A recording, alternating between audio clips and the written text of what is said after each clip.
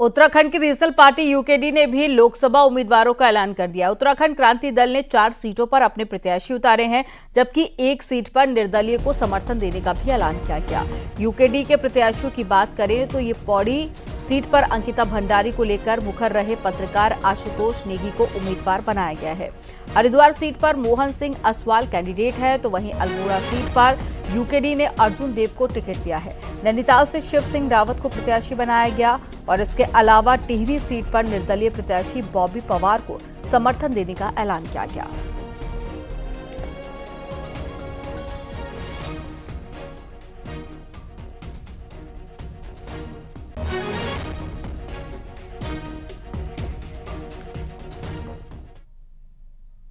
और उत्तराखंड में कल से नामांकन शुरू हो चुके हैं और पहले दिन कुछ प्रत्याशियों ने नामांकन पत्र खरीदे।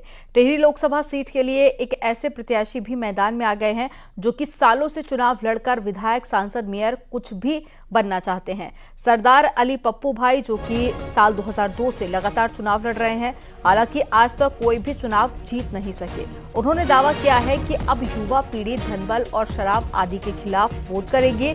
वहीं यूकेडी समर्थित निर्दलीय प्रत्याशी बॉबी पवार ने भी पहले दिन नामांकन पत्र खरीदा और कहा कि युवाओं की ओर से उन पर चुनाव लड़ने का दबाव है।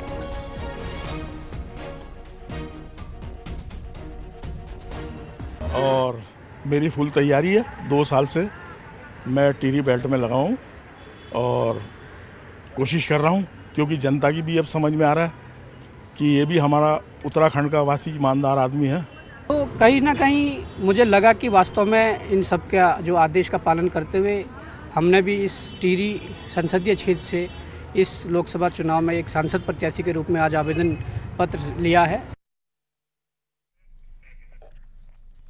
लोकसभा चुनाव में बीजेपी की कोशिश है कि वो अपने प्रत्याशियों के नॉमिनेशन से लेकर चुनावी रैली, रोड शो में बड़ा जलसा करे। स्टेट बीजेपी ने स्टार प्रचारकों की 34 नामों की लिस्ट केंद्र को भेज दी। एक रिपोर्ट आपको दिखाते हैं।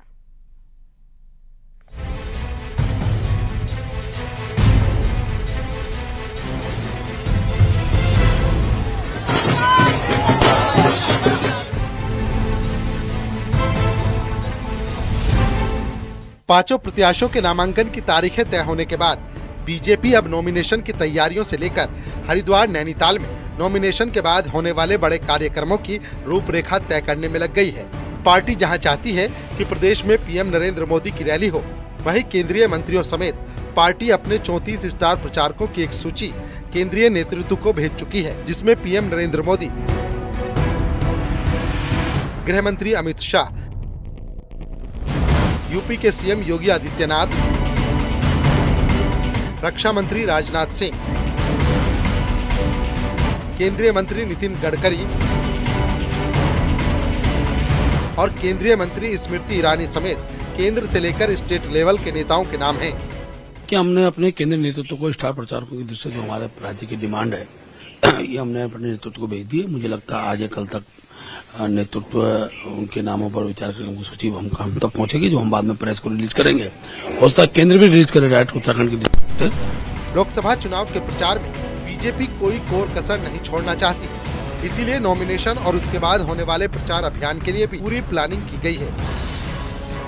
कुल मिलाकर 5 नामांकन हमारे भव्य रूप से हों, कार्यकर्ताओं की अधिकतम सहभागिता हो, जनता की उसमें अधिकतम सहभागिता हो, उन सबको लेकर भारतीय जनता पार्टी की जिला स्तर की, मंडल स्तर की, शक्ति केंद्र स्तर की सभी तरह की बैठकें शुरू हो गई हैं। यानी साफ है, बीजेपी के आगामी कार्यक्रम बड़े हाई प्रोफाइल रहने वाले हैं और पार्टी की पूरी कोशिश है कि रैली से लेकर रोड शो में पार्टी पूरा शक्ति प्रदर्शन करे। न्यूज 18 के लिए देहरादून से भारती सकलानी उनियाल की रिपोर्ट।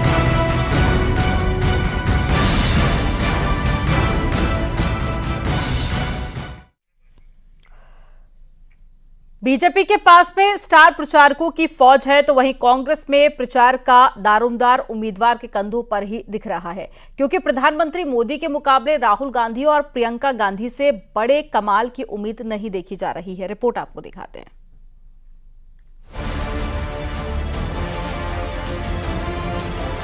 कांग्रेस में चुनाव प्रचार का दौर जल्द तेज होगा, लेकिन प्रचार का दामोदार यहाँ उम्मीदवारों पर है। राहुल गांधी प्रियंका गांधी की रैली का बहुत ज्यादा फायदा 2019 और 2022 के चुनाव में होता नहीं दिखा। ऐसे में इस बार फिर पार्टी भले इन नेताओं के भरोसे हो, लेकिन आखिर में चुनाव प्रचार कितना दमदार होगा ये उम्मीदवारों पर ही टिका है। खड़गे जी आके चले गए, राहुल जी का यहाँ पर विजिट लगेगा, प्रियंका जी को हमने कहा है कि भाई आप भी आएं, तो इस तरह से और नेता तो बहुत लंबी फेरिस्त है। करीब 40 लोग ऐसे हैं शीर्ष नेतृत्व के जो हैं जगह जगह जाकर जो है प्रचार और प्रसार करेंगे। बीजेपी नॉमिनेशन से लेकर प्रचार के आखिरी दिन तक बड़े बड़े नेताओं को मैदान में उतारने की तैयारी में है, जिससे मुकाबले के लिए कांग्रेस तैयार नहीं दिखती। ऐसे में कांग्रेस उम्मीदवार अपने दम पर प्रचार में कितना दमखम दिखा पाते हैं, ये बड़ा सवाल है। दीपांकर भट्ट, न्यूज़ 18, देहरादून। बागेश्वर में चीर बंधन के साथ ही पहाड़ में खड़ी होली का रंगारंग आगाज हो गया है। बाबा बागनाथ मंदिर में होलियारों ने चीर बंधन कर होली गायन किया। भगवान शिव को अबीर गुलाल अर्पित करके सबके जीवन में होली के रंगों की तरह खुशियां देने का आशीर्वाद भी मांगा गया।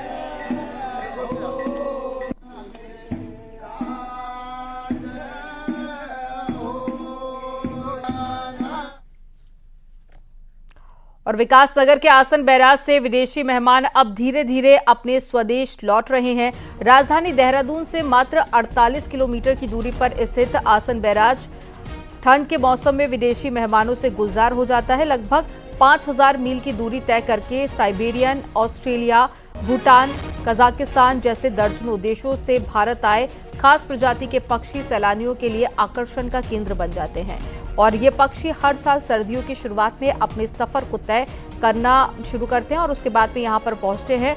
और पक्षी आसन बैराज में ठंड के मौसम में डेरा जमाए रहते हैं और जैसे ही गर्मी का मौसम शुरू होता है वे वापस अपने देश लौट जाते हैं। 31 मार्च तक सभी पक्षी अपने स्वदेश लौट जाएंगे। जैसे जैसे पक्षियों से आसन बैराज खाली हो जाता है, सैलानियों की संख्या भी कम हो जाती है।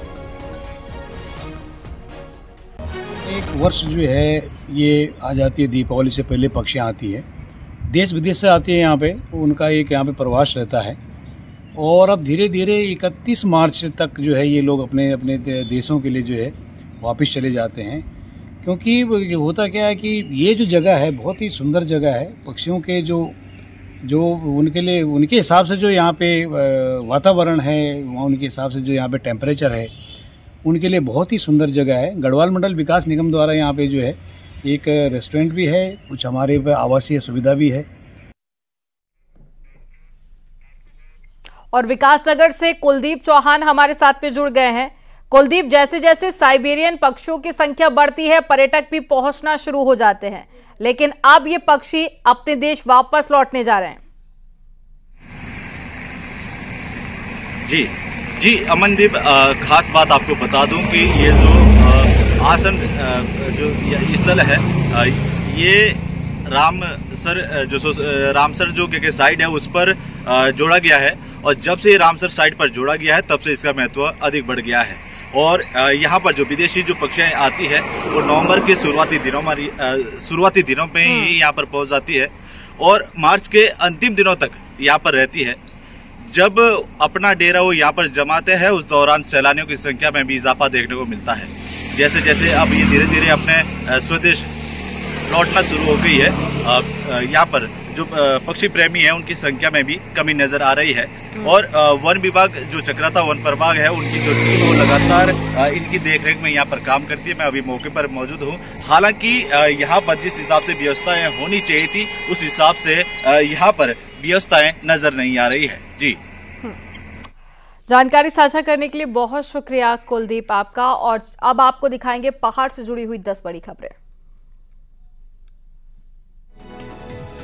विकासनगर के शक्ति नहर से पुलिस ने लड़के का शव बरामद किया है। मृतक मोहित बेलवाला का रहने वाला था। टिहरी पुलिस ने अलग अलग जगह से शराब और चरस तस्करी करने वाले 2 तस्करों को गिरफ्तार कर लिया है। बागेश्वर में लोकसभा चुनाव के चलते पुलिस ने अर्धसैनिक बलों के साथ में नगर में फ्लैग मार्च निकाला और लोगों से निष्पक्ष होकर मतदान करने की अपील की। देहरादून पुलिस ने 2 नशा तस्करों को 104 ग्राम स्मैक के साथ में गिरफ्तार कर लिया। पुलिस को आरोपियों से कई नशा पैडलर्स की जानकारी भी मिली है।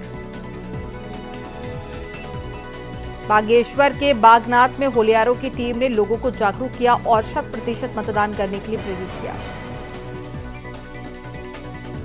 राज्य में वन्यजीव और मानव संघर्ष पर हाईकोर्ट सख्त है और सरकार से राजाजी टाइगर का प्लान कोर्ट को 2 महीने में देने को कहा गया।